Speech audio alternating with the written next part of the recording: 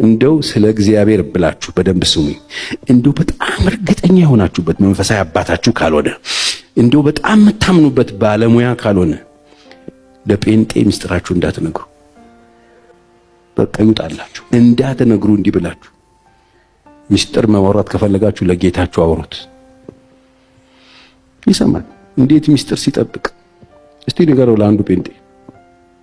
ማንም እንዳትናገርሽ ለማንም አትናገሪ።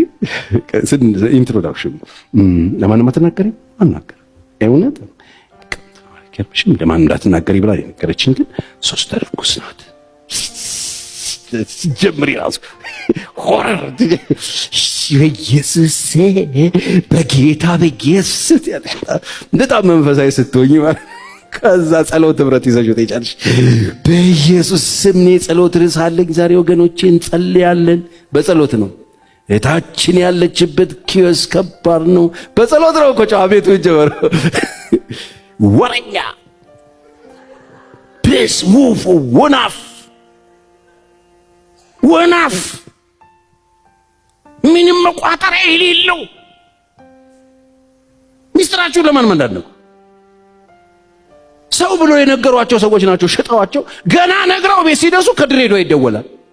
ድሬዳዋ ሄዶ እግዚአብሔር ያሳየ ተሳፍሮ ቷቷቷ ብሏት በድሮ ከድሬዳዋ አንቺ ምንድን ነው ሰማው ይበል ከድሬዳዋ ድረው አንድ ጊዜ ተሳፍሮ ነው የሚሄድ። በጸሎት መንፈስ ነው የሚሄደው። ሚስጥር ጠባቂ አለ አንድ ኢየሱስ ይባላል።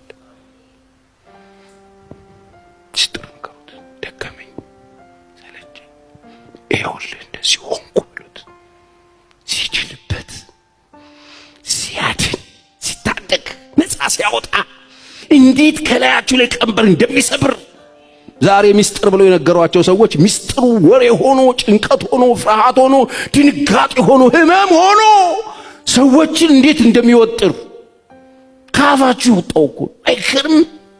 ምን ነክቶኝ ነው ለሱ የነገርኩት ለሱ አይነገርኳት የሚባል ሚስጥር ጠባቂ ማውሪያ ቦታ ከሌላችሁ